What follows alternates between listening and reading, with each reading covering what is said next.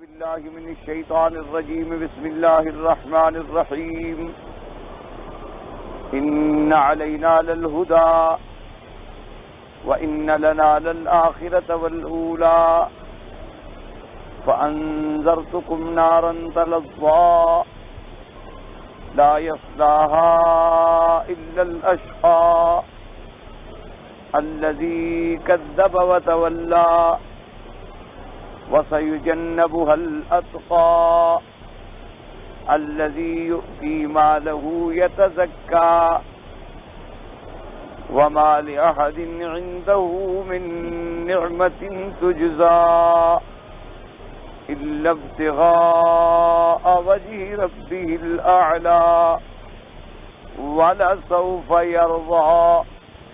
قال المؤلف والمفسر رحمه الله تعالى وقال الإمام أحمد حدثنا محمد بن جعفر قال حدثني شعبة قال حدثني أبو إسحاق سمعت النعمان بن بشير يخطب ويقول سمعت رسول الله صلى الله عليه وسلم يقول إن أهون أهل النار عذابا يوم القيامة رجل توزع في أخمص قدميه جمرتان يغلي منهما دماغه. رواه البخاري. وقال مسلم حدثنا أبو بكر بن أبي شيبة قال حدثنا أبو أسامة عن الأعمش عن أبي إسحاق عن النعمان بن بشير قال قال رسول الله صلى الله عليه وسلم إن أهون أهل النار عذابا يوم القيامة رجل توزع في أخمص قدميه جمرتان. إن أهون أهل النار عذابا من له نعلان وشراكان من نار يغلي منهما دماغه كما يغلي المرجل ما يرى أن أحدا أشد منه عذابا وإنه لأهونهم عذابا.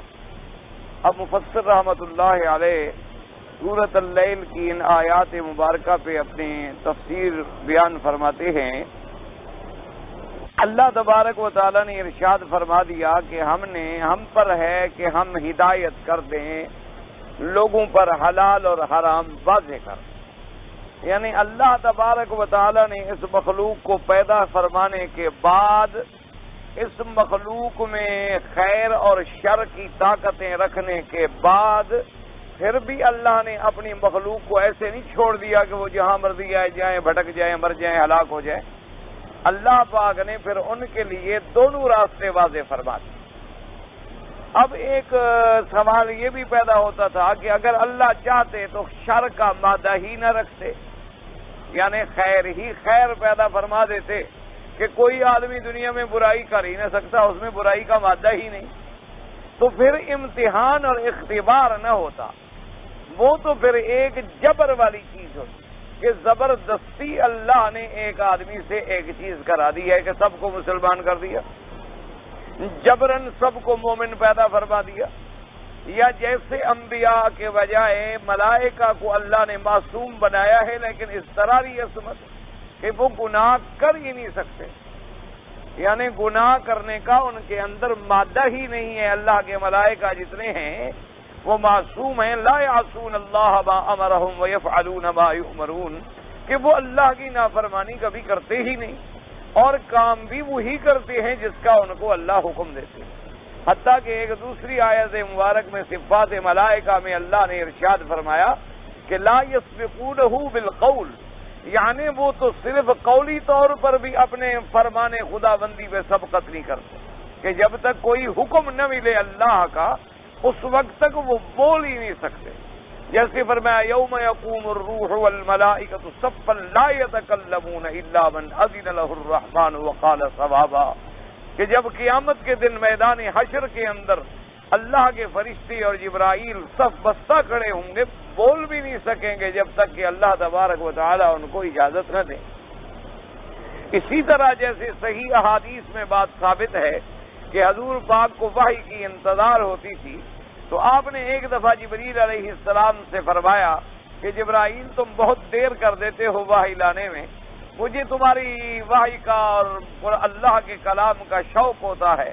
تو حضرت جبرائیل علیہ السلام نے عرض کیا کہ وَأَنَا أَشْفَقُ إِلَيْكَ يَا رسول اللہ, صلی اللہ علیہ وسلم حضور مجھے آپ کی زیارت کا آپ سے زیادہ شوق ہوتا ہے کہ مجھے آپ کی زیارت نصیب ہوگی، آپ کی صحبت نصیب ہوگی، آپ سے کلام نصیب ہوگی، لیکن ہم اللہ کے حکم کے بغیر ہل ہی نہیں سکتے۔ تو جب تک اللہ حکم ہی نہ دے تو ہم وحی کیسے لا سکتے؟ تو اس لیے اب دیکھیں، اب ملائکہ میں چونکہ شر کا مادہ ہی نہیں ہے، جب مادہ ہی نہیں ہے تو ان کا کوئی حساب کتاب ہی نہیں، ان کے لیے کوئی مسئلہ نہیں، بس وہ اللہ کی مخلوق ہے اور جنت میں ہی رہے گی، ہمیشہ جنت میں ہے اور جنت میں رہے گی، اب بھی آسمانوں میں ہے، اب بھی اللہ کی نعمتوں میں ہے اور مرنے کے بعد بھی اللہ کی نعمتوں میں ہو۔ یہ عالم جو اللہ نے بنایا، یہ مخلوق جو اللہ نے پیدا فرمائی، اس دنیا کو اللہ نے دار الابتلاء بنا دیا، دار الامتحان بنا دیا، اور امتحان تب ہو سکتا ہے کہ آدمی میں دونوں قوتیں بھی موجود ہوں اور دونوں میں سے کسی ایک کو اختیار کرنے کی طاقت بھی ہو، اور پھر اس کے بعد وہ کیا اختیار کرتا ہے اس کے مطابق اللہ تبارک و تعالیٰ کے فیصلے ہو۔ اس لیے اللہ نے فرما دیا کہ ان علینا للہدی، ہم پر تو یہ تھا کہ ہم ہدایت کا راستہ بیان کر دیں، ای نبین الحلال والحرام، ہم حلال اور حرام کو واضح کر دیں۔ اس لیے ان اللہ فرض فرائض و شرع شرائع و حد حدودا، اللہ تبارک و تعالیٰ نے فرائض نازل فرما دیے، اللہ نے اپنے شرائع مقرر فرما دیے، اللہ نے اپنے حدود معین فرما دیے، اور ساتھ یہ بھی بتلا دیا کہ تلک حدود اللہ ومن یتعد حدود اللہ فاولئک هم الظالمون، یہ اللہ کی حدیں ہیں، ان حدوں کو جو بھی توڑے گا وہ اپنی جان پہ خود ظلم کرے گا۔ اس لیے ہر انسان کے لیے اللہ نے دونوں مادے بھی رکھ دی، اس کے اندر خیر کی قوت بھی ہے، شر کی قوت بھی ہے۔ اب اسی قوت کو جب وہ خیر میں استعمال کرتا ہے تو باعث اجر و ثواب ہے، اسی قوت کو جب وہ شر میں استعمال کرتا ہے تو باعث عذاب و عقاب ہے۔ اب دیکھیں، اللہ نے انسان میں کھانے کی ایک تڑپ رکھی، اس کو معقولات کی، مشروبات کی، کھانے کی ایک کبھی بھوک ہے، کبھی پیاس ہے، غرض ہے، شہوت ہے، خواہش ہے۔ اب اگر وہ حلال کھا رہا ہے الحمدللہ، لیکن اگر وہ حرام کھا رہا ہے، پیٹ تو حرام والے بھی بھر رہے ہیں نا، جو شراب پیتے ہیں وہ بھی پیٹ بھرتے ہیں، خنزیر کھاتے ہیں وہ بھی پیٹ بھرتے ہیں، جو ذبیحہ مردہ کھاتے ہیں وہ بھی پیٹ بھرتے ہیں، تو وہ اپنی شہوت کھانے والی، بھوک والی، عورت والی مٹا رہے ہیں، لیکن غلط راستے، اور جو صحیح راستے میں سر انجام دے رہا ہے اس کے لیے اللہ نے بڑا اجر و ثواب رکھا۔ اور اگر ہمیں صحیح راستہ نہ بتاتے اور تمنا رکھ دیتے تو پوری کیسے کرتے؟ تو اس لیے اللہ تبارک و تعالی نے فرمایا کہ ہم نے سب کچھ سمجھا دیا، وَهَدَيْنَاهُ النَّجْدَيْنِ، حتیٰ کہ فرما دے اِنَّا هَدَيْنَاهُ السَّبِيلَ إِمَّا شَاكِرًا وَإِمَّا كُفُورًا، ہم نے تو ہر انسان کو راستے کی ہدایت کر دی ہے، اب اس میں سے کچھ شکر گزار پیدا ہوتے ہیں اور کچھ ناشکرے پیدا ہوتے ہیں، اور یہ ساری چیزیں چونکہ تقدیر میں لکھی ہوئی ہیں تو اس لیے ہوتا ہے کہ سب قضاء و قدر ہے، کہ اللہ تبارک و تعالیٰ کی تقدیر میں ہر چیز موجود ہے۔ اس لیے فرمایا ان علینا للہدی، اور آگے پھر فرماتی ہیں ان لنا للآخرۃ والأولی، کہ دنیا اور آخرت دونوں ہمارے لیے ہیں۔ کیا معنی؟ کہ اگر تم ہدایت پہ چلو گے تمہارا فائدہ ہے، اگر تم ہدایت پہ نہیں چلو گے تمہارا نقصان ہے، ورنہ دنیا آخرت اللہ کی، اللہ کو تو کوئی نقصان نہیں۔ اگر تم ہدایت پہ چلو تو اللہ کو کوئی فائدہ نہیں، اور اگر تم برائی کرو گے تو اللہ کی ذات کا کوئی نقصان نہیں، کیونکہ وہ تو دنیا و آخرت کے مالک ہے، یہ تو ان کی مہربانی ہے کہ انہوں نے تمہیں حلال اور حرام بتلا دیا۔ اگر اللہ اپنے بندوں کو چھوڑ دیتے کہ بھئی خود ڈھونڈو کیا حلال ہے اور کیا حرام ہے تو ہم کیا کرتے؟ اللہ تبارک و تعالیٰ بندوں کو چھوڑ دیتے کہ بھئی جانوروں میں خود فیصلہ کرو کہ کون سا جانور حلال ہے اور کون سا حرام ہے، ہم کیا کر سکتے؟ اللہ تبارک و تعالیٰ جتنے پانی پینے کی چیزیں ہیں، شربتیں ہیں، مشروبات ہیں، فرماتے بھی خود ڈھونڈو کون حلال ہے، تو ہم کیسے ڈھونڈ سکتے تھے؟ تو اللہ نے انبیاء بھیجے، اللہ نے کتابیں بھیجی، اللہ تبارک و تعالیٰ نے انبیاء علیہم الصلوات والتسلیم کے ذریعے حلال اور حرام کو واضح کر دیا، حق اور باطل کو واضح کر دیا، صدق اور کذب کو واضح کر دیا، عقائد حقہ اور عقائد باطلہ کو واضح کر دیا، اور اس کے بعد فرمایا فَأَنذَرْتُكُمْ نَارًا تَلَظَّىٰ، اور یہ بھی نہیں کہ ہم تمہیں جہنم سے نہ ڈرائیں، ہم نے تمہیں ڈرایا ہے اس آگ سے جو آگ بھڑکنے والی ہے، اس آگ سے بھی ہم نے تم کو ڈرا دیا ہے، اس جہنم سے بھی ہم نے تم کو ڈرا دیا ہے، اور جہنم کی تمام کیفیات بھی تمہیں بتلا دی ہیں، اور پھر جب جہنم اتنی شدید ہے اس سے بچنے کا راستہ بھی تم کو بتلا دیا ہے، اور اس میں گرنے کی صفتیں بھی تم کو بتلا دی ہیں کہ تاکہ تم راستہ ہدایت کا اختیار کرو اور برائی سے بچو۔ اس لیے فرماتی ہیں کہ امام احمد رحمۃ اللہ علیہ نے ایک حدیث مبارک نقل فرمائی ہے کہ حضرت نعمان ابن بشیر رضی اللہ تعالی عنہ صحابی ہے میرے آقا حضرت محمد الرسول اللہ کے صلی اللہ علیہ وعلا آلہ واصحابہ وسلم تسلیما کثیرا کثیرا، اللہ کے کروڑوں صلاۃ و سلام ہوں آپ کی ذات مبارک پر۔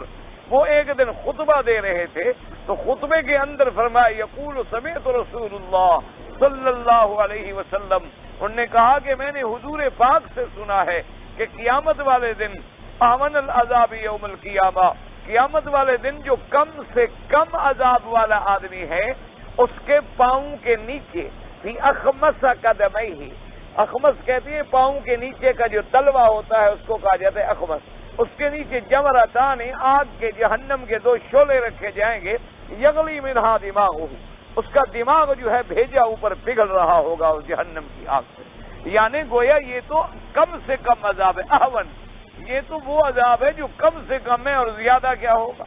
اسی طریقے سے ایک دوسری سند سے بھی امام احمد رحمۃ اللہ علیہ نے روایت نقل فرمائی ہے کہ حضرت النعمان ابن بشیر انہ کان یخطب ویقول سمعت رسول اللہ صلی اللہ علیہ وسلم، حضرت النعمان ابن بشیر نے فرمایا کہ میں نے حضور پاک سے سنا ہے کہ ان احون اہل النار عذابا، کہ قیامت والے دن جو کم سے کم عذاب والا آدمی ہوگا من لہو نعلان و شراکان من نار، کہ جس کے دونوں جوتے اور جوتے کے اوپر جو تسمے باندھے جاتے ہیں وہ جہنم کے ہوں گے، اور ان کے پہنے کا نتیجہ کیا ہوگا کہ یغلی منہا دماغ، اس کے دماغ کا بھیجا جو ہے وہ ابل رہا ہوگا اس گرمی سے، یعنی جو پاؤں سے پہنچے گی اس کے دماغ تک۔ اور فرماتی ہیں کہ کما یغلی المرجل، کہ جیسے تم دیکھتے ہو کہ کبھی دیگچے کو آگ پہ چڑھا دو تو دیگچے میں پانی کھولتا ہے، اسی طرح اس کا دماغ جو ہے وہ جہنم کی اس آگ سے ابل رہا ہوگا۔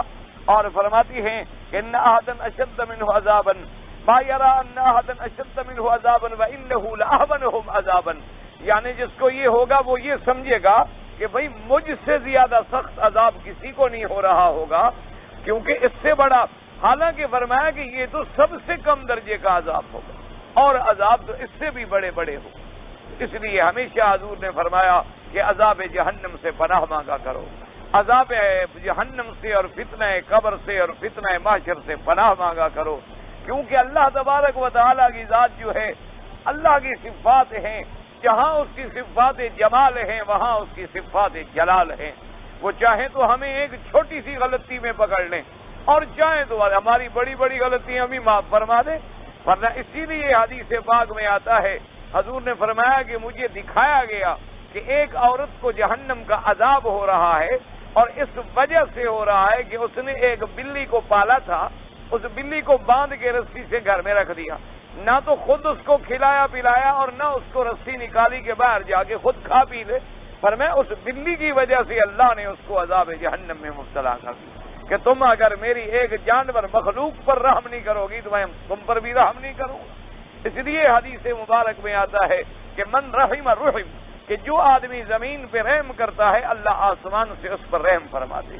اس لیے حکم ہے کہ کمزور پر، ضعیف پر، بچوں پر، اسی طرح جانوروں پر، یا ایسی چیزیں جو ایذا دینے والی نہ ہوں، کیونکہ جو جانور ایذا دینے والے ہیں ان کا شریعت میں مار دینا جائز ہے، جیسے موذی جانور ہیں، مچھر ہے، مکھی ہے، گندے جانور ہیں، بچھو ہے، سانپ ہے اور حشرات ہیں جن سے بندے کو نقصان پہنچنے کا خطرہ ہے، ان کے مارنے میں شریعت نے اجازت عطا فرما دی کہ تم ان کو ہلاک کر سکتے ہو تاکہ اللہ کے بندوں کو تکلیف کا ذریعہ نہ بنے۔ لیکن ان کے علاوہ اگر بعض جانور ایسے ہیں، جیسے بعض لوگ بکریاں شوق سے پالتے ہیں، گائے پالتے ہیں، بھینسیں پالتے ہیں، گھوڑے پالتے ہیں، بعض لوگ اور چیزیں بھی رکھ لیتے ہیں گھروں کے اندر، پھر ان کی نگرانی نہ کرے، وقت پر کھانا نہ دے، وقت پر پانی نہ دے، ان کی ضروریات پوری نہ کرے، تو یہ بھی جہنم میں جانے کا ذریعہ بن سکتا۔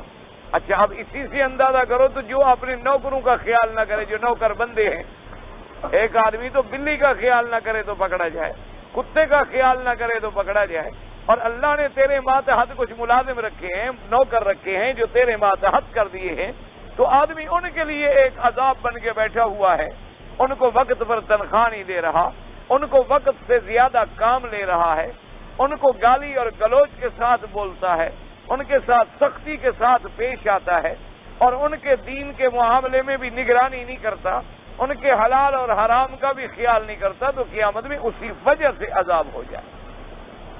اسی لیے حدیث مبارک میں آتا ہے، حضور نے فرمایا کہ قیامت میں ایسا بھی ہوگا کہ بعض آدمی جو ہیں وہ اپنی بیوی کی وجہ سے جہنم میں چلے جائیں۔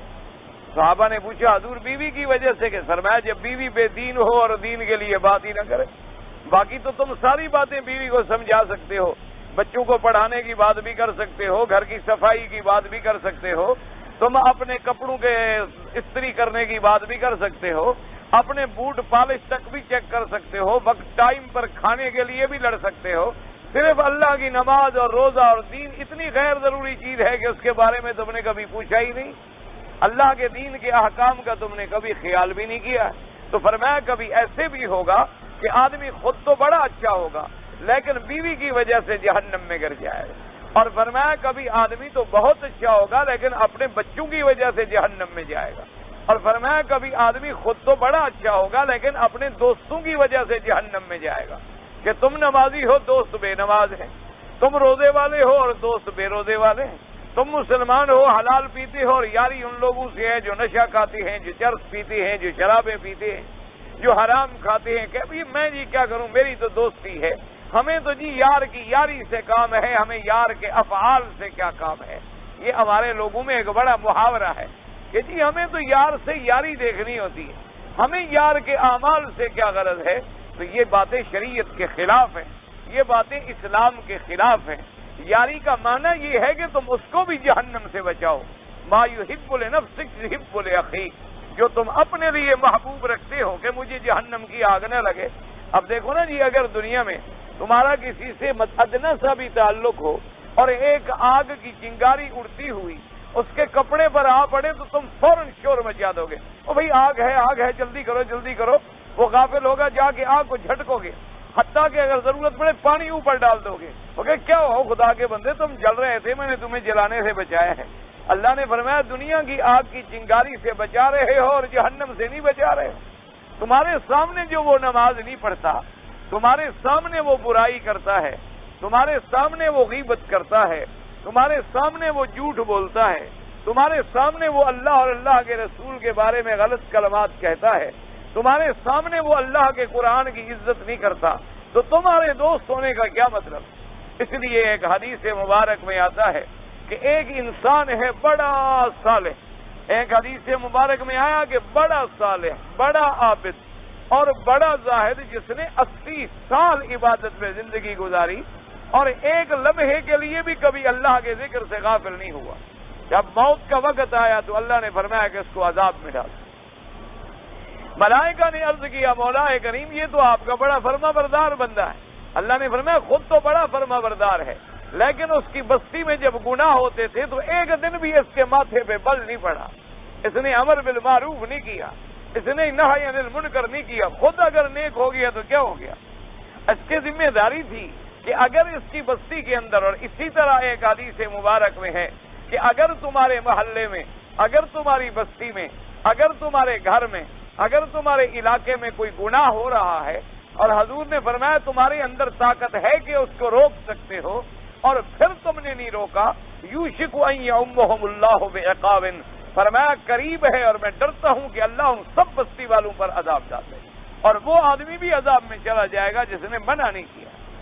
اسی طرح ایک حدیث مبارک میں آیا کہ ایک آدمی ہے، اس کے ساتھی بڑے گناہ گار ہیں، اس کے ساتھی جو ہیں بڑے فاسق فاجر ہیں، لیکن ان میں رہتے ہوئے وہ خود نماز بھی پڑھتا ہے، روزہ بھی رکھتا ہے، اور انہیں بھی امر بالمعروف کرتا ہے، انہیں بھی نہی عن المنکر کہ یہ برا کام ہے یار، یہ کام نہ کرو، یہ گناہ ہے، عذاب کا کام ہے، روکتا رہتا ہے۔ تو اللہ تبارک و تعالی نے فرمایا کہ باوجود ان کے اندر رہنے کے اللہ ان میں سے اس کو شمار نہیں کرے، ان کو شمار نہیں کرے۔ اسی طرح حدیث مبارک میں ہے کہ اگر تیرے دوست ہیں وہ شرابی ہیں، مثلا وہ شراب پیتے ہیں اپنے گھر میں، تم ان کے ساتھ نہیں شریک ہوتے ہو، لیکن ہیں تمہارے دوست، تو اللہ نے حدیث میں آتا ہے خدا حکم دیں گے فرشتے کو اس کو بھی ان کے ساتھ لکھ دو۔ فرشتے کہیں گے مولا ان نے تو کبھی شراب نہیں پیا، فرمائیں گے انہوں نے نہیں پیا، اس کے دوست پیتے تھے، ان کو اس نے منع بھی تو کبھی نہیں کیا۔ تو گویا ان کے اس فعل بد پر یہ راضی تھا۔ تو کسی گناہ پہ راضی ہونا جو ہے اللہ معاف فرمائے، کفر پہ راضی ہونا جو ہے کفر ہے، اسی طرح گناہ پہ راضی ہونا جو ہے بہت بڑا گناہ ہے۔ تو فرمایا قیامت والے دن وہ تو یہ سمجھے گا کہ مجھے سخت عذاب ہو رہا ہے، ما یرا احد اشد عذابا منہ یوم القیامہ وانہ لاحونہم عذابا۔ حضور نے فرمایا وہ تو یہ سمجھے گا کہ یہ شدید ترین عذاب ہے قیامت کا، حالانکہ وہ سب سے کم درجے کا عذاب ہوگا۔ کہ کیا ہوگا کہ اس کے فی اخمص قدمیہ جمرتان، اس کے پاؤں کے نیچے تلوے کے اندر جہنم کے دو شعلے رکھے جائیں گے، یغلی منہا دماغو، اس کا دماغ جو ہے وہ ایسے ابل رہا ہوگا جہنم کے اس عذاب سے۔ اعاذنا اللہ منہا، اللہ تبارک و تعالی ہمیں آپ کو اور ہر مسلمان کو جہنم کے عذاب سے بچائے۔ اسی طرح امام مسلم رحمۃ اللہ علیہ نے بھی، یعنی امام بخاری رحمۃ اللہ علیہ نے بھی یہی حدیث مبارک ذکر فرمائی ہے، اور اسی طرح امام مسلم رحمۃ اللہ علیہ نے بھی یہ حدیث مبارک ذکر فرمائی ہے، اور ان کے درمیان بڑا بسیط فرق ہے الفاظ میں، کیونکہ کبھی تو یہ ہوتا ہے نا کہ روایت جو ہوتی ہے، روایت کے دو طریقے ہیں ہمیشہ محدثین رحمہم اللہ تعالی علیہم اجمعین کے نزدیک، کبھی تو روایت باللفظ ہوگی یا روایت بالمعنی ہو، ہمیشہ یہ قاعدہ۔ روایت باللفظ میں تو اتنی احتیاط ہوتی ہے کہ آدمی بعین ہی وہی الفاظ نقل کرے جو فرمائے ہیں محمد الرسول اللہ صلی اللہ علیہ وعلا آلہ واصحابہ وسلم تسلیما کثیرا۔ اور روایت بالمعنی میں یہ ہوتا ہے کہ جو حضور نے فرمایا مفہوم تقریباً وہی ہے، یعنی حضور نے کسی چیز سے منع فرمایا ہے، کسی چیز کا حکم فرمایا ہے، کسی چیز کا امر فرمایا ہے، کسی چیز سے نہی فرمائی ہے، کسی چیز پہ آپ نے اظہار کراہت فرمایا ہے، تو مفہوم وہی ہے، لیکن الفاظ میں تھوڑا سا فرق بھی آ گیا، یعنی الفاظ اس صحابی کے اپنے ہیں، لیکن مفہوم بیان کر رہا ہے جو حضور پاک صلی اللہ علیہ وعلا آلہ واصحابہ وسلم تسلیما کثیرا نے ارشاد فرمایا۔ اسی لیے یہ قاعدہ ہوتا ہے کہ کبھی روایات میں بظاہر الفاظ کے اندر تفاوت اور تعارض معلوم ہوتا ہے، حالانکہ حقیقتاً وہ تعارض نہیں ہوتا، کہ دونوں کا مفہوم ایک ہے، دونوں کا معنی ایک ہے، دونوں کا مقصود ایک ہے۔ تو کسی صحابی نے روایت باللفظ کر دی اور کسی نے روایت بالمعنی کر دی، تو محدثین رحمہم اللہ تعالی علیہم اجمعین، اللہ تبارک و تعالی ان پہ رحمت نازل فرمائے، تو انہوں نے تمام چیزیں احادیث کے ضمن میں اپنے اپنے مقامات پر ذکر فرما دی ہیں۔ اس لیے آپ دیکھیں، حالانکہ دونوں روایتیں نعمان بن بشیر سے ہیں کہ سمیعت نعمان بن بشیر یخطب و یقول سمیعت رسول اللہ صلی اللہ علیہ وسلم، امام بخاری نے بھی اسی کو نقل کیا ہے، اور امام مسلم نے بھی وہی نقل کیا ہے کہ سمیعت نعمان بن بشیر یخطب و یقول سمیعت رسول اللہ صلی اللہ علیہ وسلم۔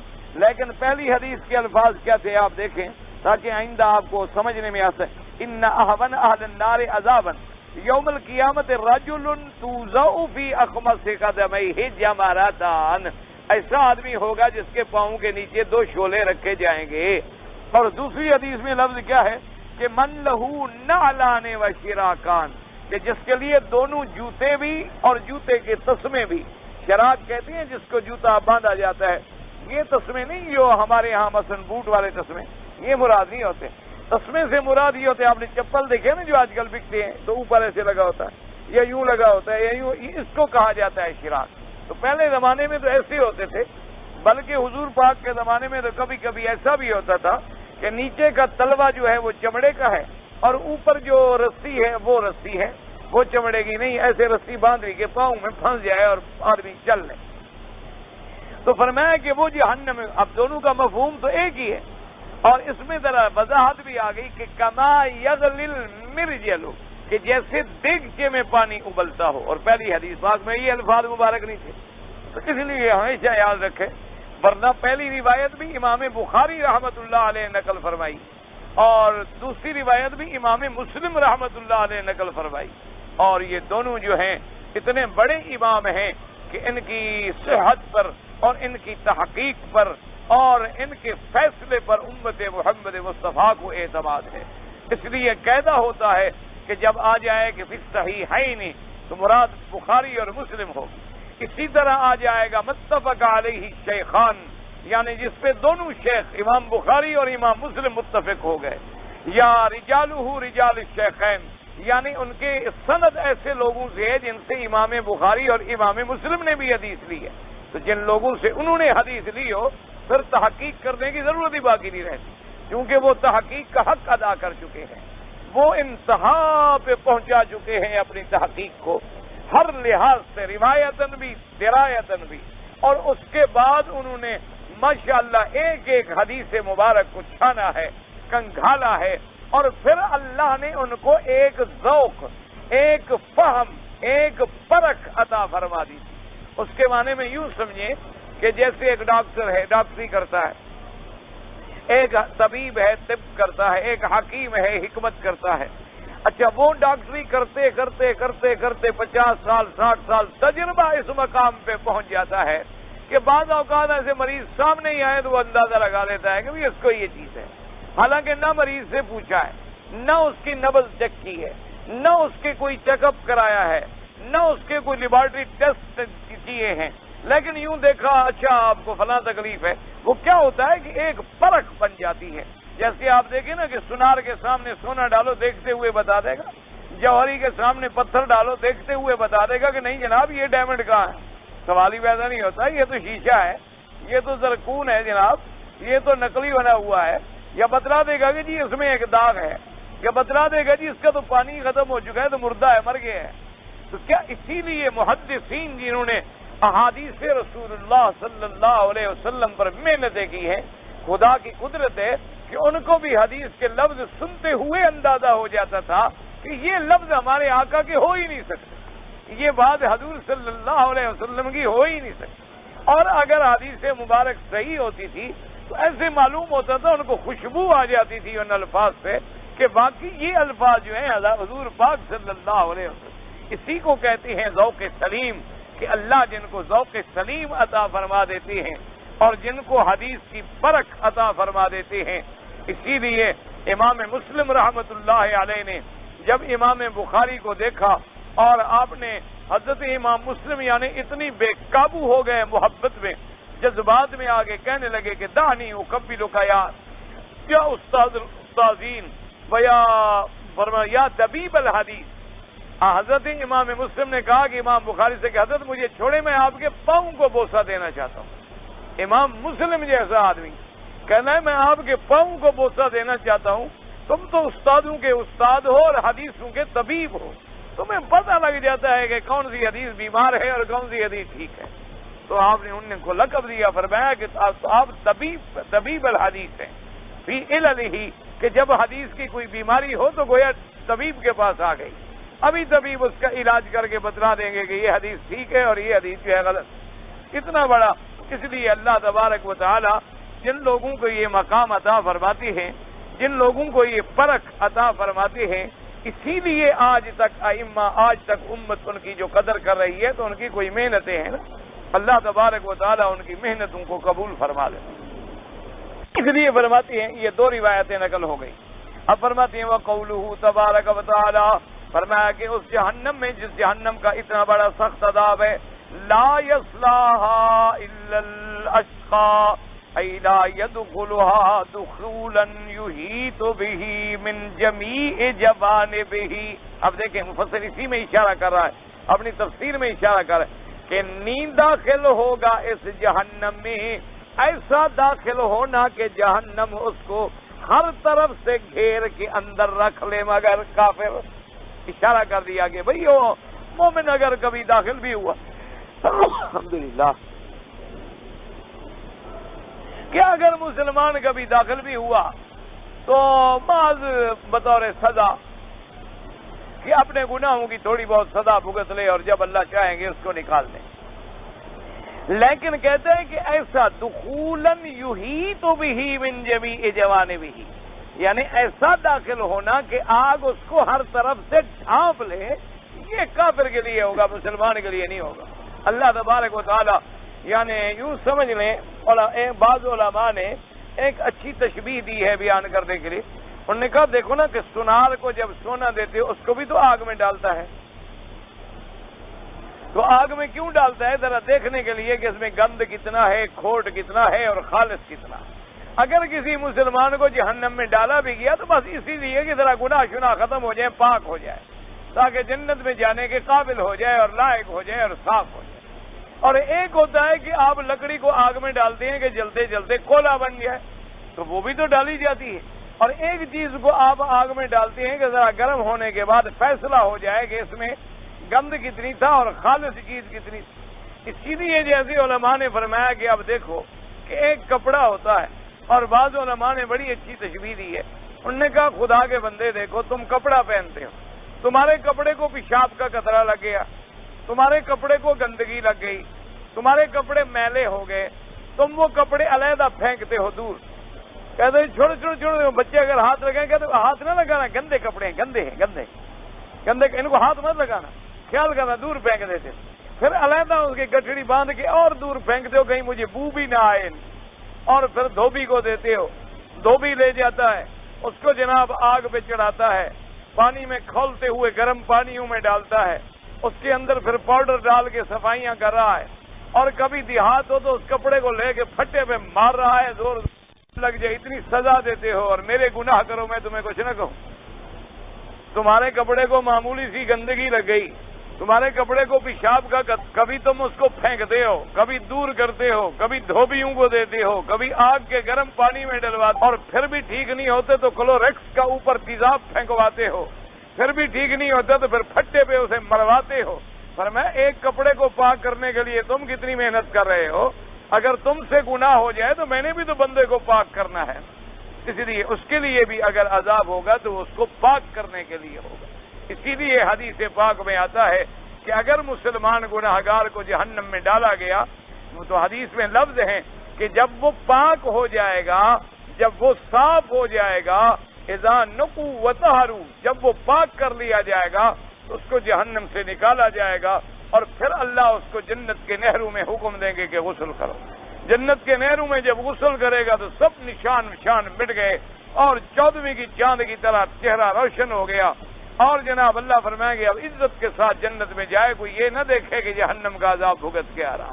اللہ تبارک و تعالیٰ تو اتنے کریم ہیں اپنے بندوں پر، اس لیے حدیث پاک میں بھی آیا، اس لیے مفسر نے فرمایا کہ اے لا یدخلھا دخولا یحیط بہ، ایسا دخول نہیں ہوگا اس کا کہ اس کو ہر طرف سے آگ ہمیشہ کے لیے ڈھانپ لینا۔ ثم فسر قبصرہ وقال، اللہ پاک نے فرمایا کہ اشقا وہ بدبخت ہے کون؟ فرمایا الذی کذب وتولی، الذی کذب بقلبہ، یعنی دل سے بھی تکذیب کی، وتولی ای عن العمل بجوارحہ وارکانہ، فرمایا کہ کذب تصدیق، کیونکہ تصدیق دل کا کام ہے نا، کہ تصدیق کرے یا تکذیب کرے۔ اور جی میرا دل ہی نہیں مانتا، مجھے تو جھوٹا لگتا ہے۔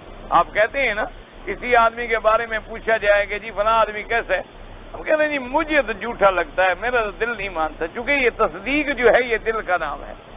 اور کذبا دل سے تکذیب کی، وتولی تولا کا معنی اعراض کیا کہ منہ پھیر کے چل دیا اللہ کے نبی سے، اللہ کے قرآن سے، اللہ کے احکام سے۔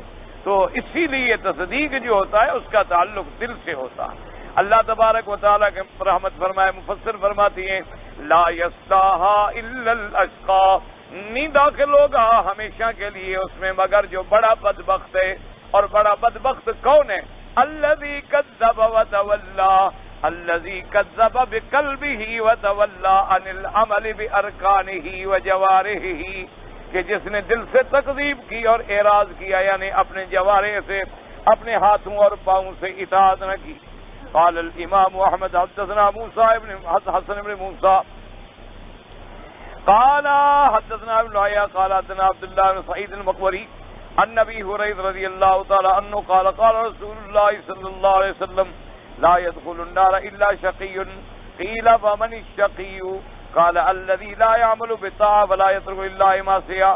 اس حدیث سے پاک میں آتا ہے حضرت سیدنا ابی ہریرہ رضی اللہ تعالیٰ عنہ فرماتی ہیں کہ حضور پاک نے فرمایا کہ لا يدخل النار الا شقی، نہیں داخل ہوگا جہنم میں مگر بدبخت۔ کیوں؟ اچھے بخت والا جہنم میں کیوں جائے گا؟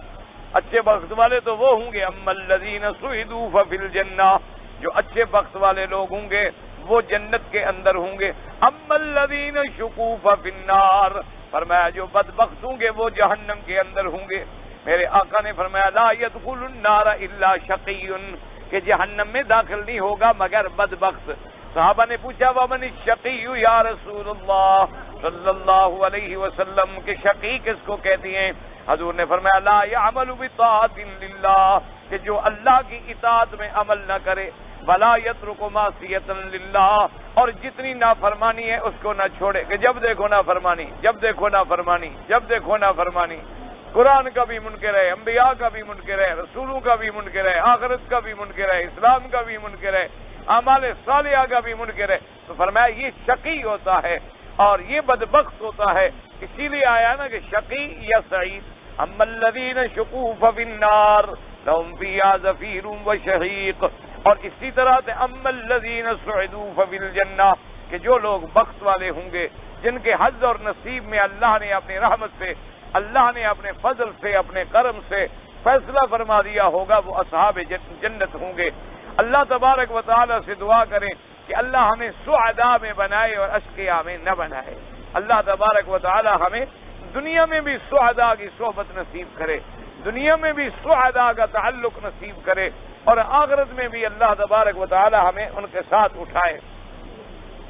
اس لیے فرماتے ہیں وقال الامام احمد رحمہ اللہ تعالی حدثنا یونس شریح قال حدثنا فلان ہلال بن علی عن عطاء بن یسار عن ابی ہریرہ رضی اللہ تعالی عنہ قال قال رسول اللہ صلی اللہ علیہ وسلم کل امتی تدخل الجنت یوم القیامت الا من ابا۔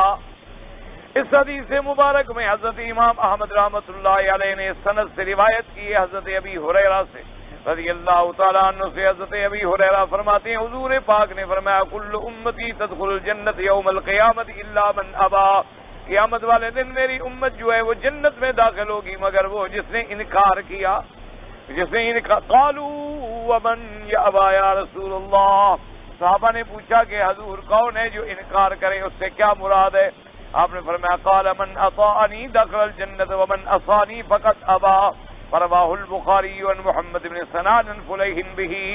حضور پاک نے فرمایا من اطاعنی دخل الجنت ومن عصانی فقد ابا، جس شخص نے میری اطاعت کی تحقیق وہ جنت میں داخل ہوگا، اور جس نے میری نافرمانی کی وہ ان لوگوں میں آیا جو ابا والے ہیں، یعنی وہ جہنم میں جائے گا۔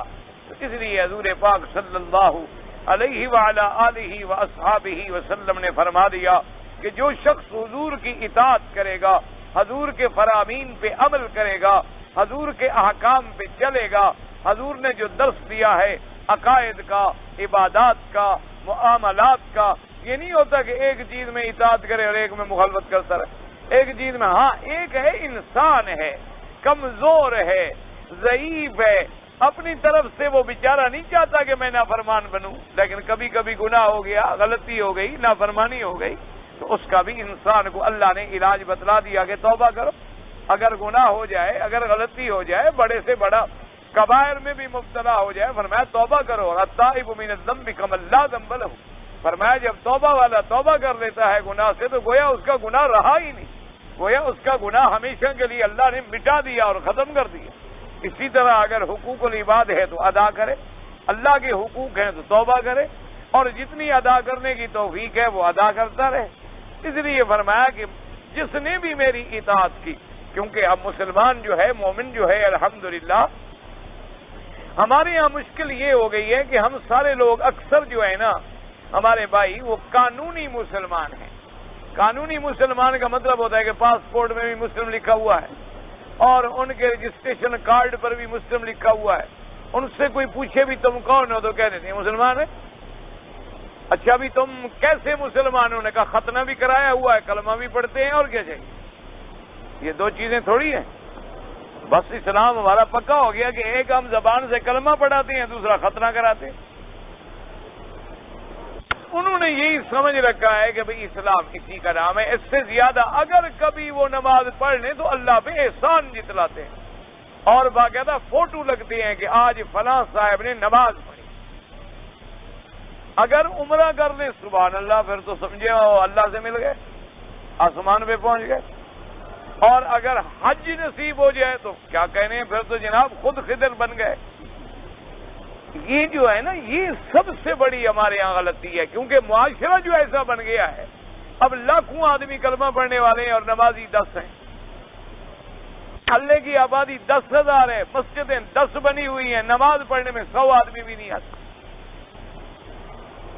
اور محلے کی آبادی کے بچے جو ہیں مثلا 2,000 بچہ کالج میں جاتا ہے, ان سے قرآن سنو تو 10 بچوں کو بھی نہیں آتا. ان سے نماز پوچھو 10 بچوں کو بھی نہیں آتی. تو ہم لوگوں نے یہ سمجھ لیا ہے کہ اسلام قانونی جو ہے نا وہ کافی ہے. وہ اس کا نام پاسپورٹ میں لکھا ہوا یہودی بس یہودی ہے, اس کا نام لکھا ہوا عیسائی عیسائی ہے, ہمارا لکھا مسلمان ہے بس. جب ہم نے پاسپورٹ میں لکھ دیا مسلمان تو بس ٹھیک ہے, مسلمان ہو گئے, ختم ہو گئی بات. آئیڈینٹی کارڈ میں جی ہم نے باقاعدہ لکھوایا ہوا ہے کہ ہم مسلمان ہیں. اور اعمال ہم ایسے کرتے ہیں کہ شیطان شرما جائے. کافر تو کافر کیا شرما جائے, شیطان بھی شرما جائے. میرے خیال میں شیطان بھاگ جاتا ہوگا, کہتا ہوگا اللہ میاں یہ تیرے بندے اتنی آگے نکل گئے ہیں کہ مجھے پڑھانے والے ہیں, اب ان کو کوئی ضرورت نہیں رہی میرے وظیفے دینے کی, میرے ان کو بہکانے کی ضرورت نہیں رہی. اب تو یہ میرے بھی کان کترنے والے ہیں, مجھے بھی بہکا لیں گے. انا للہ و انا الیہ راجعون. اس لیے ہمیشہ یاد رکھو, ایمان دل میں تصدیق ہو, زبان پر اقرار ہو, اور پورے بدن سے اس کا اظہار ہو. یوں سمجھ, یعنی دل میں بھی اگر ایمان نہیں تب بھی مسلمان, دل میں ہے زبان پہ کلمہ نہیں لایا تب بھی مسلمان, دل میں بھی ہے زبان پہ بھی لے آیا ہے لیکن بدن سے ظاہر نہیں ہو رہا. نہ نماز ہے, نہ روزہ ہے, نہ حج ہے, نہ زکوٰۃ ہے, نہ ادائے فرائض ہے, نہ حلال اور حرام کی تمیز ہے. وہ یا سمجھو پھر بھی ایمان. اللہ تبارک و تعالی ہمیں کامل ایمان نصیب فرمائے. فرماتے ہیں وقولہ تبارک و تعالی وسیجنبها الاتقى ای وسیزحزح عن النار التقی النقی الاتقى ثم فسره بقوله الذي يؤتي ماله يتزكى ای يصرف ماله في طاعة ربه ليزكى نفسه وماله وما وهبه الله من دین ودنیا. اللہ نے فرمایا, اب یہ تو پہلا تھا نا کہ ان لوگوں کا اشقا کا بیان تھا کہ آگ میں کون جائے گا, اشقا کون تھا, الذی کذب وتولی. اب اس کے مقابلے پہ آئے, چونکہ سنت اللہ ہے, جہاں جہنمیوں کا ذکر آئے گا پھر جنتیوں کا ذکر بھی آئے گا, جہاں اشقیاء کا ذکر آئے گا سعداء کا ذکر بھی آئے گا, جہاں اہل نار کا ذکر آئے گا اہل جنت کا ذکر بھی آئے گا, جہاں مومن کا ذکر آئے گا کافر کا ذکر بھی آئے گا, تاکہ بات سمجھ آئے. فرمایا وَسَيُجَنَّبُهَا الْأَتْقَى أَيْ وَسَيُزَحْزِحُ عَنِ النَّارِ, اور آگ جہنم سے دور ہوگا کون, التقی النقی الاتقى, وہ جو ڈرنے والا, اپنے بدن کو گناہوں اور نافرمانی سے صاف کرنے والا, اللہ کا زیادہ ڈر اپنے دل میں رکھنے والا. کیوں, جب دل میں ڈر آ گیا تو گناہ کا تو سوال ہی بن گیا. اصل چیز یہی ہے نا کہ اللہ کا خوف دل میں پیدا ہو جائے. لوگ استاد کیوں بناتے ہیں, پیر کیوں بناتے ہیں, اصل پیر بنانے کا مقصد یہی ہوتا ہے کہ آدمی مرشد لے, پیر بنائے, بیعت کرے, تعلق رکھے. کیا مانا, تاکہ وہ اللہ کا خوف اس کے دل میں جاگزیں کر دے, اس کی بیماریوں کا علاج کرے, اس کی ہدایت کا اس کو سبب بتلائے, راستے بتلائے, اور اس کو دین حق پہ چلائے اور اللہ سے ڈرنے والا بنا دے. جب دل میں اللہ کا ڈر آ جائے گناہ کا سوال ہی بس. ایک آدمی جب اللہ سے ڈر رہا ہے تو کفر کرے گا, اللہ سے ڈر رہا ہے شرک کرے گا, اللہ سے ڈر رہا ہے چوری کرے گا, اللہ سے ڈر رہا ہے زنا کرے گا تب, جب ڈرے گا نہیں. جب ڈرے گا تو سوال ہی پیدا نہیں ہوتا. اس لیے فرمایا سب سے بڑا ان اکرمکم عند اللہ اتقاکم, اللہ کے یہاں تمہارے عزت والا کون ہے, جو سب سے زیادہ ڈرنے والا, سب سے زیادہ اللہ سے ڈرنے والا ہے, اس کی اللہ کے ہاں زیادہ عزت. کیوں, جو جتنی زیادہ ڈرے گا اتنی چھوٹے چھوٹے کام سے بھی بچے گا. جیسے کہ میں نے پہلے بھی شاید کبھی عرض کیا تھا، حضرت حاجی امداد اللہ صاحب رحمۃ اللہ علیہ، ان کے بارے میں کتابوں میں لکھا ہے کہ پرانے زمانے کا واقعہ ہے. اس وقت لوگ جو ہے اونٹوں پہ سفر کرتے تھے مدینہ منورہ کا. کاریں، موٹریں اور بسیں اور ٹرک یہ چیزیں تو تھی نہیں، اونٹوں پہ سفر ہوتا تھا. تو آپ نے ایک اونٹ کرائے پر کیا اور بدو سے بات کر لی کہ بھئی یہ میرا سامان ہے اور میں نے مدینہ پاک جانا ہے، کتنا کرایہ ہوگا؟ اس نے کہا حضرت اتنی کرایہ ہوگا. طے ہو گئی بات، وقت مقرر ہو گیا. ان کے ایک دوست سے ملنے والے تھے، وہ حضرت کی خدمت میں آئے. ایک لفافہ لے کر ایک خط تھا اور کہا کہ حضرت آپ چونکہ مدینہ منورہ جا رہے ہیں تو اگر مہربانی ہوگی کہ میرا خط جو ہے فلاں آدمی کو مدینہ شریف میں دے دیں.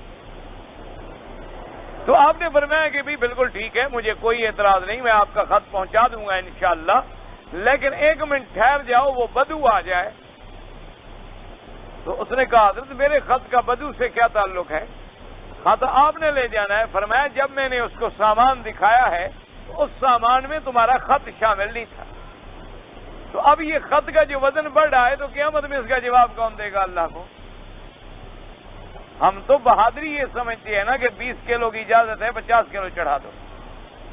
ہم سمجھتے ہیں یہ بڑا کام کا آدمی ہے جی. 20 کلو لے جانا تھا، 50 کلو کندھے پر، 10 کلو ہاتھ میں، باقاعدہ ماشاءاللہ کارٹون بن کے 200 کلو جی سامان نکال. یہ نہیں ہے کہ قیامت میں حقوق العباد ہے. ہم اپنی عزت یہ سمجھتے ہیں کہ ہم گئے اور انہوں نے کہا کہ حضرت اچھا آپ کا سامان کہاں ہے؟ ٹھیک ہے جی وکیل صاحب کا سامان ہے، ٹیگ لگاؤ اور ڈال دو. اس کے باپ کا جہاز ہے جو کہہ رہا ہے، وہ مالک ہے جو، وہ تو نوکر ہے، وہ تو ایک ملازم ہے، کاؤنٹر پہ کھڑا ہے، اس کی ڈیوٹی. اگر کہہ رہا ہے خیانت کر رہا ہے اور تم جانتے ہو کہ اس کو چھوڑ دینے کا کوئی اختیار نہیں. اس نے اپنے محکمے سے بددیانتی کی، اپنے کمپنی سے بددیانتی کی، اس نے اپنے حقوق میں خیانت کی، اپنی نوکری میں خیانت کی، اور تم اس کو بہادری سمجھ رہے ہو کہ جناب میں اتنی سامان لے کے نکل گیا. لیکن یہ پتہ تو قیامت میں لگے گا جب ایک گولے کا ہمیں حساب دینا ہوگا. آج تو ہم نکل گئے. بڑے بڑے ماشاءاللہ عقل والے کہتے ہیں جی ہم تو جناب 1 ریال ڈالتے ہیں اور فون کر لیتے ہیں 50 ریال کا. وہ اللہ کے بندے، تم میں بندہ نہ دیکھے، انسان نہ دیکھے، مشین نہ دیکھے، خدا بھی دیکھ رہا ہے کہ نہیں دیکھ رہا؟ اس کے ہاں کوئی حساب کتاب ہوگا کہ نہیں ہوگا؟ اگر وہ حساب کیا ہے کہ فَمَن يَعْمَلْ مِثْقَالَ ذَرَّةٍ خَيْرًا يَرَهُ وَمَن يَعْمَلْ مِثْقَالَ ذَرَّةٍ شَرًّا يَرَهُ. اگر اچھا کام ذرے کے برابر ہے تو حساب ہوگا، اگر ذرے کے برابر برائی ہے تو اس کا بھی حساب ہو. اب جناب جیسے آپ جاتے ہیں، مثال کے طور پر آپ کے پاس ایک چیز ہے، آپ کا وہ حق بنتا تھا 10 روپے کا، آپ نے 10.25 لے لیے ہیں، تو یہ 1.25 جو آپ نے لیا ہے یہ آپ کے لیے ظلم ہے، آپ کے لیے حرام ہے، آپ نے دھوکہ دیا ہے. اللہ تبارک و تعالیٰ اس لیے فرماتی ہے کہ جنت میں وہ جائے گا اور جہنم سے وہ آدمی دور ہو جائے گا جو تقی ہو، نقی ہو اور اتقا ہو. تینوں لفظ جمع کر دیے مفسر نے کہ جو تقی ڈرنے والا، نقی صاف ستھرا، اتقا بہت زیادہ اللہ کا ڈر دل میں بسانے والا، اللہ اس کو جہنم سے دور کر دیں گے. اس لیے ایسی چھوٹی، حتیٰ کہ آپ دیکھیں کہ جب کافروں کے خلاف، انگریزوں کے خلاف ہمارے علماء نے، ہمارے اکابر نے ترک موالات کی ایک تحریک چلائی تھی کہ بھی انگریزوں کے معاملات سے بائیکاٹ کرو، کہ ہم انگریزوں کو نہیں مانتے. اب انہوں نے جناب گاڑی پہ تو سفر کرنا ہوتا تھا، اور ٹرین اور گاڑیاں اور سارا کچھ یہ تو انگریزوں کا تھا.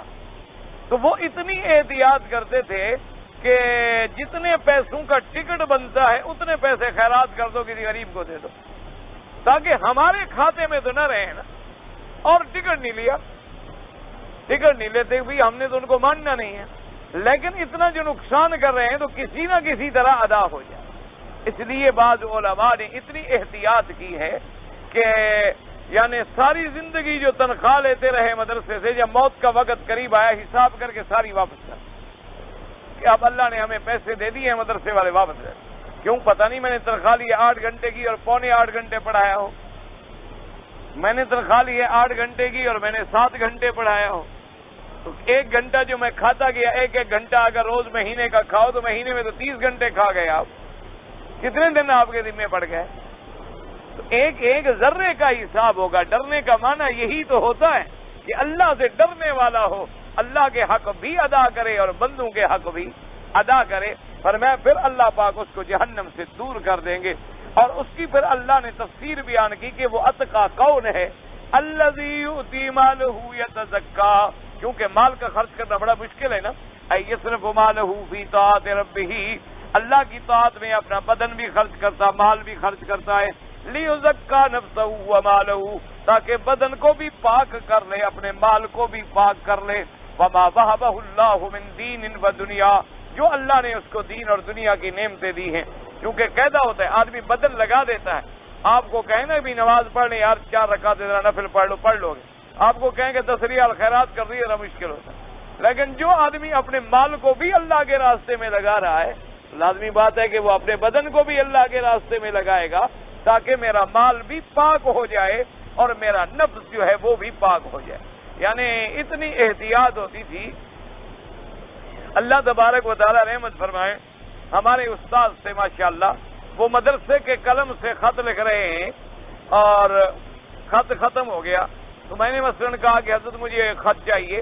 تو کہا اچھا آپ کے پاس قلم ہے, کاغذ ہے؟ کہا حضرت یہ کاغذ بھی ہے, قلم. شریف آدمی, یہ تو مدرسے کا ہے, یہ تو مدرسے کے پیسوں سے آیا ہے, مدرسے کی اسٹیشنری ہے, مدرسے کا کاغذ ہے, مدرسے کا قلم ہے. تو میں تمہارا خط تو ذاتی معاملے میں لکھ رہا ہوں, مدرسے کے معاملے میں تو نہیں لکھ رہا. اتنی احتیاط ہوتی تھی علماء. حضرت بن نوری رحمۃ اللہ علیہ, میرا اپنا تجربہ ہے, میں جب بھی کبھی کراچی آتا تو چھوٹا تھا, تو حضرت سخت ناراض ہوتے اگر میں ان کے پاس قیام نہ کرتا. تو فرماتے کہ جب بھی آؤ ٹھہرنا تم نے میرے پاس.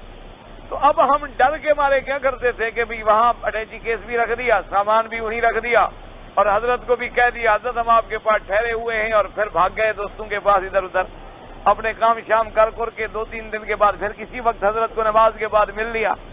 تو پھر حضرت پھر ناراض ہو جاتے, تم نے کھانا نہیں کھایا. میں نے کہا حضرت کام ہوتا ہے تو دیر ہو جاتی. اچھا پھر کھانا مدرسے سے لیا, مدرسے سے کھانا منگوا لیتا کبھی کبھی کہ حضرت ناراض نہ ہوں, اور ساتھی آ جاتے کھانا منگوا لیتے اور کھلا دیتے ان کو.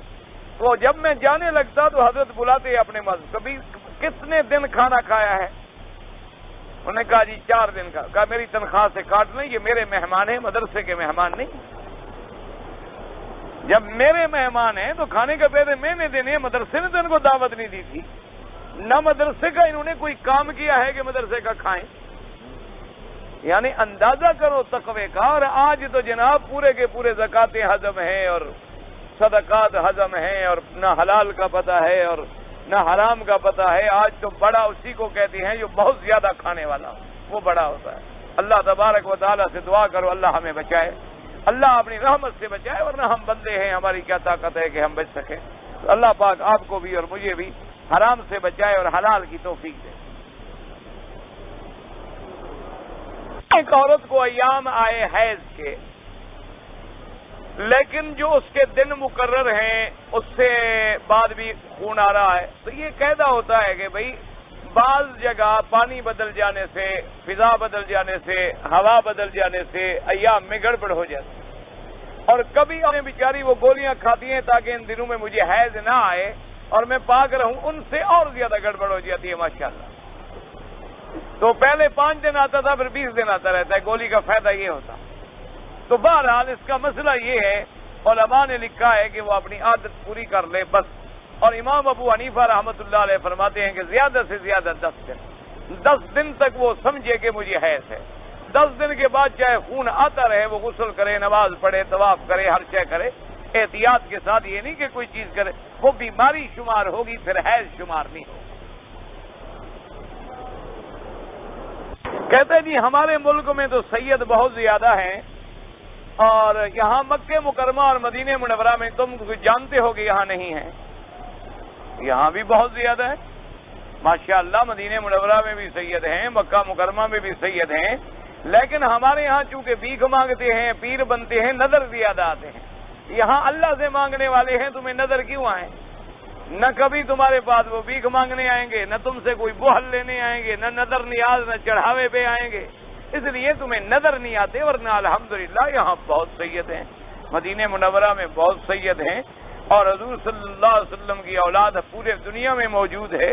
ہر ملک میں الحمدللہ موجود ہے، گو وہ اولاد حضرت فاطمہ کے بطن سے ہے، کیونکہ حضور صلی اللہ علیہ وسلم کا کوئی بیٹا یعنی زندہ نہیں رہا، آپ کے تمام بیٹوں کی وفات ہو گئی، پھر اللہ نے آپ کی بیٹیوں کو اولاد دی، اولاد کی اولاد، اولاد کی اولاد، اولاد کی اولاد جو ہے وہ آگے چلی، لہذا الحمدللہ مکے میں بھی ہیں، مدینہ میں بھی ہیں، ہر جگہ ہیں، لیکن فرق یہی ہے کہ یہاں اللہ سے مانگنے والے ہیں، وہاں تم سے مانگنے والے ہیں، جو تم سے مانگے وہ نظر آئے گا، جو اللہ سے مانگے وہ کیسے نظر آئے، ورنہ ہر جگہ ہیں الحمدللہ، فکر نہ کرو تو۔ اگر کوئی آدمی اپنے پاس تصویر رکھتا ہے، کوئی ایسی بات نہیں، حضور پاک نے تو ہمیشہ انگلیوں پہ پڑھا ہے، یہ بات یاد رکھیں، سبحان اللہ سبحان اللہ سبحان اللہ سبحان اللہ سبحان اللہ، الحمدللہ الحمدللہ، اللہ اکبر اللہ اکبر، انگلیوں پہ پڑھا ہے تاکہ ایک ایک پور، ایک ایک جوڑ قیامت میں گواہی۔ اور بعض لوگوں نے سمجھا ہے کہ جیسے ہم مثلا گاڑی پہ چڑھ کے نماز پہ آ جائیں، یا جیسے ہم نے سپیکر رکھ لیا اور آواز تاکہ لوگوں کی نماز ٹھیک ہو جائے، اس لیے کہ بھی اس کے ذریعے اگر ہمیں ذکر یاد آ جاتا ہے ہم کچھ نہ کچھ پڑھ لیتے ہیں، تو انہوں نے کہا کوئی ایسی بات نہیں۔ بعض صحابہ رضوان اللہ علیہ مجمعین سے یہ آتا ہے کہ ان کے پاس ایک ضعیف حدیث ہے کہ گٹھلیاں تھیں، بعض میں آتا ہے دھاگا تھا، اس پہ انہوں نے گرہ لگا دی تھی، ایسی باتیں بھی ملتی ہیں۔ بہرحال افضل اعلی اولا یہ ہے کہ آدمی انگلیوں پہ پڑھے اور بغیر حساب کے پڑھتا رہے، اللہ تبارک و تعالیٰ اس کو زیادہ سے زیادہ اجر عطا فرمائیں۔ اور اگر کوئی لوگ رکھتے ہیں تصویر تو کوئی ایسی لڑائی جھگڑے والی بات نہیں ہے، بہر صورت سنت وہی ہے کہ انگلیوں پہ پڑھے۔ بچوں کو پیدا کرنے سے روکنا حرام ہے یا حلال؟ قرآن کہتا ہے لا تقتلوا اولادکم، حرام ہے، سیدھی بات ہے۔ ایسے بھی لوگ ہیں جو بچے بند نہیں کرتے، ان کے بچوں کی تعداد 12-13 ہو جائے، تمہیں کیا تکلیف ہے؟ جس اللہ نے ان کو پیدا کیا ہے رزق وہ دے گا، تم دو گے۔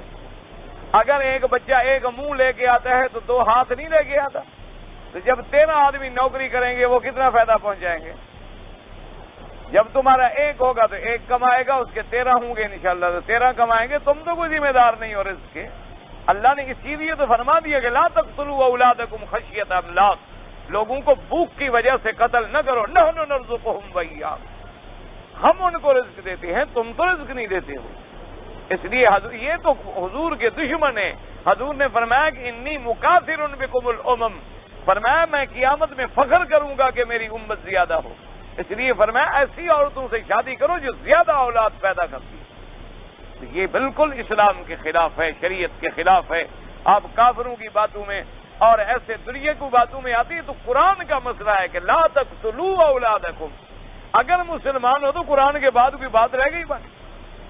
اگر اللہ تبارک، آج تک تم ان کافروں پہ تو لعنت بھیجتے ہو جو بچیوں کو زندہ درگور کر دیتے تھے، اور تم پیٹ میں ہی مار رہے ہو، پیدا ہونے سے پہلے ہی ان کو مارے، ان میں اور تم میں کیا فرق ہے؟ اللہ تبارک و تعالیٰ ہر مسلمان کو بچائے، اللہ تبارک و تعالیٰ ایسے عذاب ڈال دے۔ ان اللہ هو الرزاق ذو القوۃ المتین، کہتا ہے جی ہم عمرے پہ آئے ہوئے ہیں، ہم مکے میں رہتے ہوئے ہم تنعیم سے عمرہ کریں یا طواف زیادہ کریں؟ بھئی طواف زیادہ کریں، کیونکہ طواف جو ہے اس عمرے سے افضل ہے۔ ایک وہ عمرہ ہے جو تم اپنے وطن سے کر کے آئے ہو، وہ تو بہت بڑا ثواب ہے، وہ تو گویا چھوٹا حج ہے، اور ایک عمرہ ہے مکے میں رہتے ہوئے کوئی چلا جائے جیرانہ یا چلا جائے تنعیم، اس سے طواف افضل ہے۔ تم کثرت سے طواف کیا کرو، طواف میں زیادہ ثواب ہے، اور ویسے بھی کامن سینس ہے کہ جتنی دیر تم عمرے کے لیے کعبے سے باہر نکلو گے، باہر نکلنے سے اندر رہنا زیادہ بہتر ہے، اتنی دیر جو ہے تم طواف کے اندر صرف کرو، اللہ کی عبادت کے اندر صرف کرو۔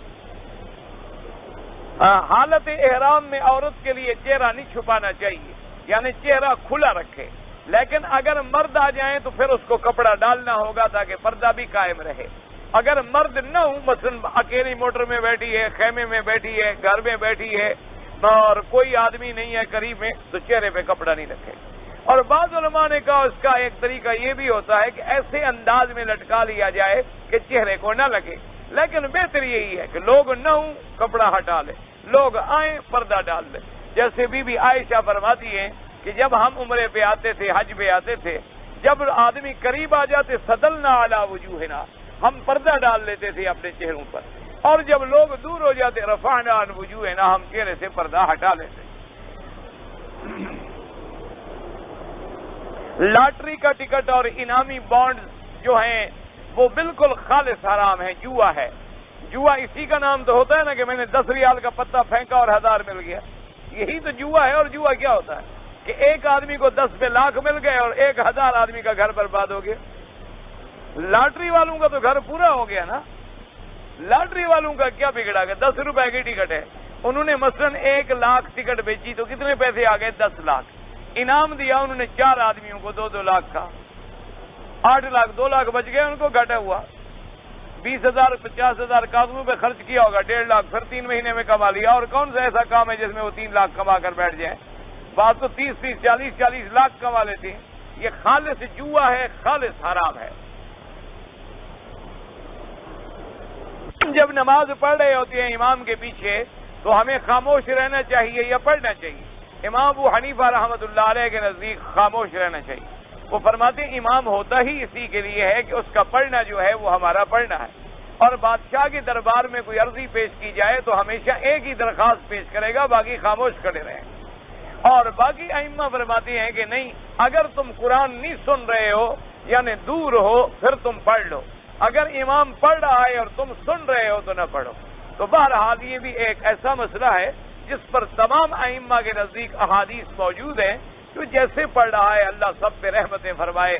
کسی کا ہم الحمدللہ نہ انکار کرتے ہیں نہ کسی کو برا کہتے ہیں، بلکہ ہمارا ایمان ہے اللہ کسی کو محروم نہیں کرے گا جماعت سے۔ اصل مشکل میں وہ ہے جو بیچارہ باہر کھڑا رہتا ہے، نماز پڑھتا ہی نہیں ہے۔ ہمیں چاہیے کہ ہم سب مل کر اس کو اندر لانے کی کوشش کریں۔ جو پڑھ رہے ہیں اللہ ان کی قبول فرمائے۔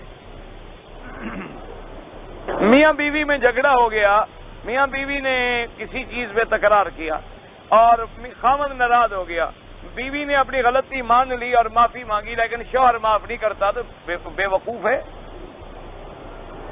اپنا گھر برباد کر بیٹھے گا، بچوں کو تباہ کرے گا اور کیا کرے گا۔ اللہ پاک حکم دیتی ہیں والقاظمین الغیظ والعافین عن الناس، کہ مسلمان تو ہوتا وہ ہے جو غصے کو پی جائے اور معاف کر دے۔ تو تم اپنی بیوی کو ہی معاف نہیں کرتے تو لوگوں کو کیسے معاف کرو گے؟ یعنی جس کو اللہ نے تیرے گھر کی زینت بنایا ہے، تیرے بچوں کی ماں بنایا ہے، تم اس کو بخشنے کے لیے تیار نہیں، تو اگر اللہ تمہیں طاقت ہے تم تو لوگوں کو زندہ کھا جاؤ۔ اتنا بڑا ظالم آدمی بھی ہوتا ہے جو بیوی کو معاف نہ کرے، اپنے بچوں کو معاف نہ کرے، اپنی اولاد کو معاف نہ کرے، ہمیں کیا معاف کرے گا؟ اس لیے فوراً معاف کر دینا چاہیے۔ معاف کر فالصلح خیر، حضور نے فرمایا دونوں کی مصالحت جو ہے اسی میں خیر ہے، اسی کے اندر بہتری ہے۔ اور 3 دن سے زیادہ جھگڑا رکھو گے تو تم گناہ گار ہو، بیوی پر تو کوئی گناہ نہیں، وہ تو تمہیں منا رہی ہے کہ بھی میری غلطی ہو گئی مجھے معاف کر دو۔